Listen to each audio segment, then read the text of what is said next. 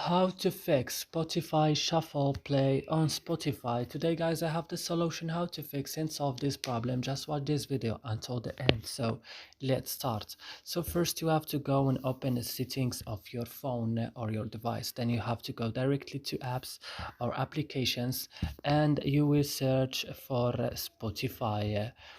And here on Spotify, when you found it, just open it and go directly to storage.